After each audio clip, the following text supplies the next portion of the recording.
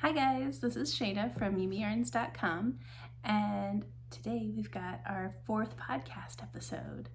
So if you're ready for some knitting chat and a whole bunch of whips that are not done, grab something to drink, grab your knitting, and join me for a little ramble through what I've been working on this past month. So I have a couple things that should have been finishes from the last month that are not. I was trying really hard to finish my Spill the Tea sweater by Marie Green, and it is the wrong size. It is not going to fit me at all. So I think part of that is I was on too small of a needle for what I needed, which is a bummer because I was almost done with the body. But it is in timeout right now, so I don't have that one to show you because I have to frog the whole thing and start over, and I'm super annoyed. Also, that was the one that if you watched my previous podcast episode, I broke 2 sets of needles working on this, and then to be almost done with the body and find out that I have to start completely over. I don't know. I like the idea of this sweater. Right now, I'm angry at it, and it's gonna stay in timeout for a bit. I really love the yarn though, so it probably won't be in timeout for forever. We'll see when I can bring myself to pick that one up again. And my apothecary sweater, all the knitting is done, sleeves are on, everything. It's still huge. That one's way too big. But that one I haven't done the steeking on yet. I keep going back and forth on if I should knit a belt for it or just purchase like a fashion belt. It doesn't have to be like super like fashion-y, but basically it'll be a belt that the whole purpose of it existing is to wear with the sweater. So I don't know, if I did that, I would probably do like a brown leather or fake leather, more likely, belt with kind of a fun buckle. But I don't know, what do you guys think? Let me know in the comments if you think I should do a knitted belt in contrasting color, or if I should do a like real belt with that one. Again, I'm sorry I don't have that one right here with me. I went around and gathered up all the things I could think of, and those 2 sweaters I have down in timeout for the time being, and so I did not bring those with me. So that's kind of a quick update on those couple things that as I started to record I realized I didn't have, but they were kind of a big part of the last episode, so I wanted to just give a quick update on that. The other thing is I am wearing knitting today, which doesn't always happen because it's been summer, so but today I have on my Exploration Station shawl by Stephen West, and this was a mystery knit along from him a long time ago. And this one I will always remember because so when I do mystery knits, I try to work only from stash, because that way if it's not a great mystery knit, like I'm not enjoying it, I don't feel bad not doing it anymore because all I've invested in is the pattern. I mean, at some point I bought the yarn, but stash yarn, you don't feel like you're actually investing that into the project, right? Anyways, so when I was going through picking my yarns for this project, this one, and this one were all from stash, but I couldn't find a yarn that I wanted to go with them that would kind of contrast but also coordinate. And so I spent hours on the floor with my stash in our kitchen living room area trying to decide what I was going to pair with it and making all these things and getting frustrated. And my husband, who at the time worked at Hobby Lobby, was like, "Kyle, why don't you just go buy another skein of yarn if you just need one more?" And I think it was just because I was so like tired and delirious from trying to pick these yarns, because I was like, I don't know if you get like this, I get very into color matching with my yarns, and like that is sole focus for a few hours. When I'm like really excited about a project like the Stephen West Mystery Knit Along. And so when he said that, I kind of like, I must have made this face, because up until that point, he thought that all of my indie dyed yarn was the same price as yarn from Hobby Lobby, so he didn't see a problem with me having a stash and going, and I mean, it's not really a problem, but he didn't realize the scope of what I spent on yarn versus what he was used to seeing people spend on yarn.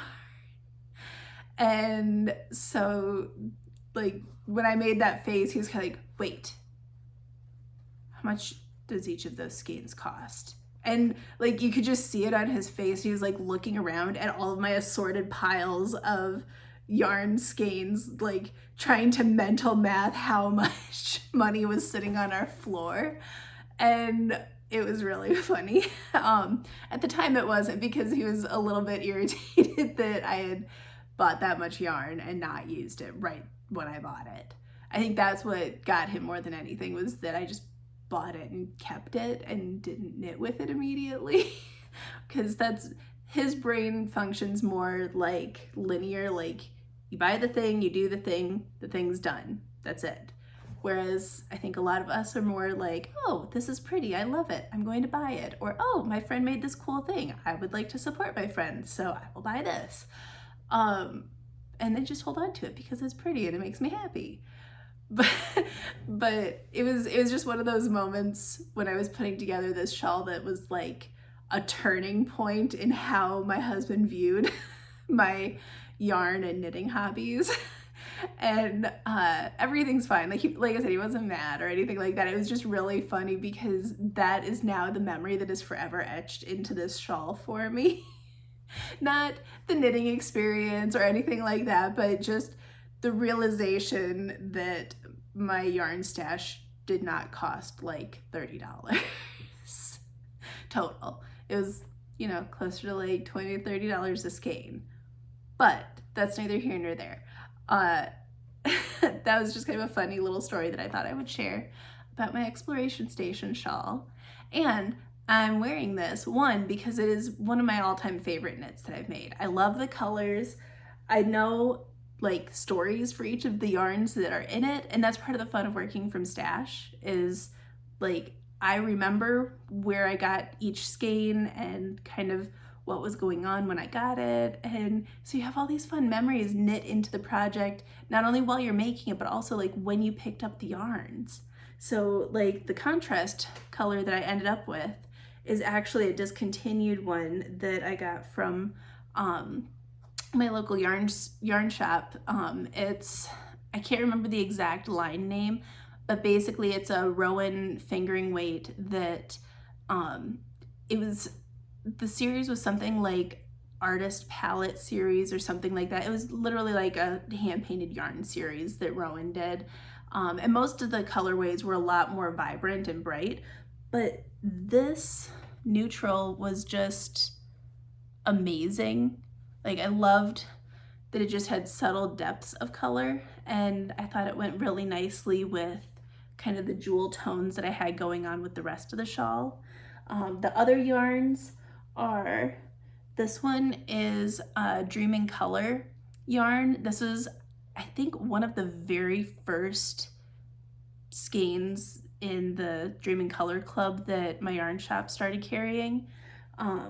If not the first, it was one of the very first that we had access to, because our shop didn't carry Dream in Color, and so it was very exciting when we got the club kits in.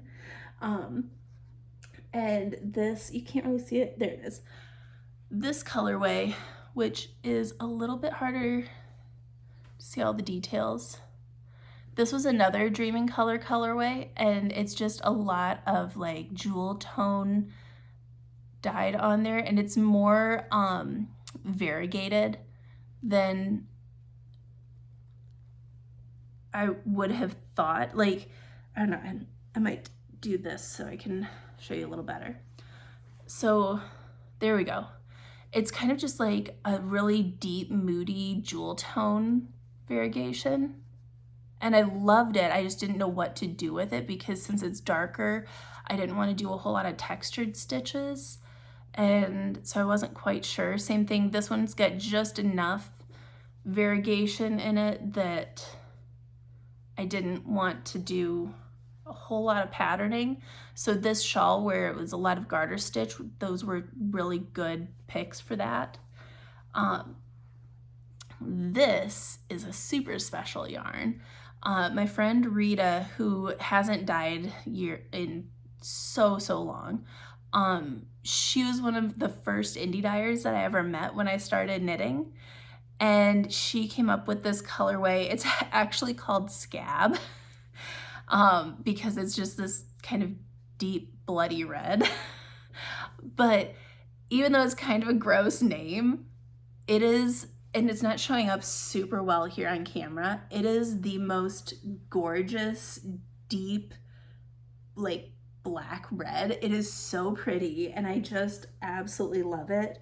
And I bought that as like one of the very first skeins of hand dyed that I bought from her, and well, very first skeins of hand dyed that I bought, period, I think.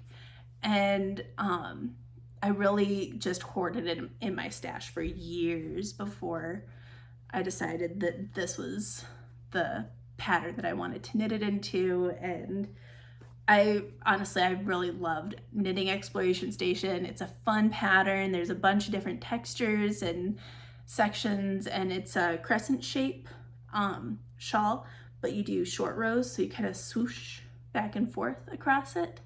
And it's really fun. And then it's just got this nice little chevron-y border at the end. And I don't know, this, like I said, is by far like one of my favorite knits, but also like of all the Stephen West patterns that I've knit, this is probably my favorite so far. I've started a lot. I haven't finished a lot of this, but it was a lot of talking about my shawl. But if you'd like, I'll have links for all the things down in the description too. The yarns, I'll do what I can. Like I said, some of the dyers aren't dyeing anymore. Some of it's discontinued. But super fun pattern, highly recommend. And the new mystery knit along for this year is now available. It's called Go Dynamo. And we're gonna talk a little bit more about that in future plans. So on to what I currently have on the needles. Oh, I do have one more finish, but I'm wearing them. I finished my pair of traveler socks. I don't know, we'll see if this works. I don't know. I had one knit up for forever. Ta-da! Okay, that's good. I had a single one knit up forever as a sample when I first designed them back in 2021, I think. And for forever, I've just kept my samples as samples and haven't touched them. But I have a lot of samples and I needed some socks. And I was like, you know, I know other designers that wear their sample pieces, and then if they need a new sample, they just make a new sample with fresh yarn, which, you know, I don't think that Elaine Yarns, I'm pretty certain that I said the name wrong. She's the dyer that I partnered with for these socks. She's definitely still dyeing. You can get the sock yarn and everything from her. I used one of her worn suitcase minis kits for the socks. And I'll link that down below too in case you want to go check her yarn out, because it's beautiful. And she takes pictures of her travels and bases her colorways and kits off of that. And she does an excellent job with the photography. You get a cute little postcard with your yarn so you can see what inspired the yarn colorway. And I don't know, it's very fun. I don't remember what I was going to say. Basically, I decided I'm just going to make the other sock and I'm going to enjoy wearing them. And down the road, if I need to make another sample, I will get a new colorway from her and make a new one or something like that. We'll just go with that. And part of that was Anna Johanna. I never know if I'm saying her name right, or Anna Johanna, I think.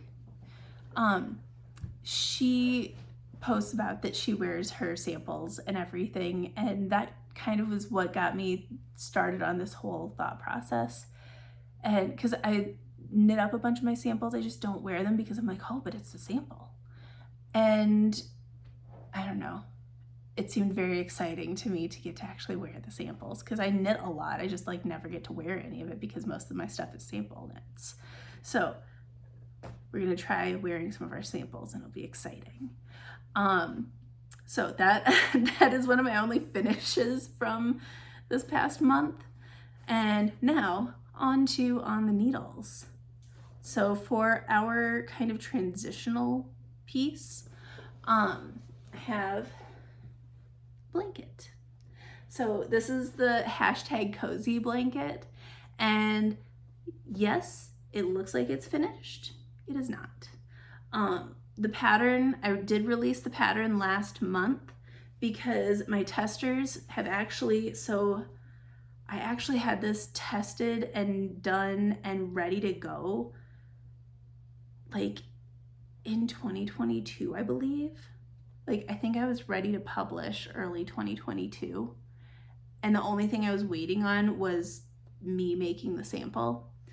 And I finally, as I was kind of getting things up and running again for posting more designs and everything, now that my toddler is a little bit older and I'm able to actually devote the time that I need to posting consistently and everything, I kind of was looking through some of my older work and was like, I have the yarn for this. The only thing that is holding me back from publishing this is me not making the sample. And I could have sent the yarn off to somebody to have them make the sample. Back when I sold kits, I used to do that, where I would write up the pattern and then I would send the yarn for the kit and basically the whole kit to a tester who would then test the pattern, knit the sample, send me back the sample so that I could photograph it. I do all the photos and then I would send them the sample back that they had made. And that way it kind of worked out nicely because they got compensated nicely for making the sample for me. I was able to put out more patterns quicker because I wasn't kind of bottlenecking myself by being the one who had to make the sample. And it worked out really good because at that point I was putting together kits and sending out a new kit every month and was working with a different dyer each month, and similar to like the Yarnable box and stuff like that, but I don't know, slightly different, I guess. Not a whole lot, but anyways, so I was the only reason that this blanket wasn't being released, and I just was like, you know, we're just going to knit up as much as I can of it and basically get it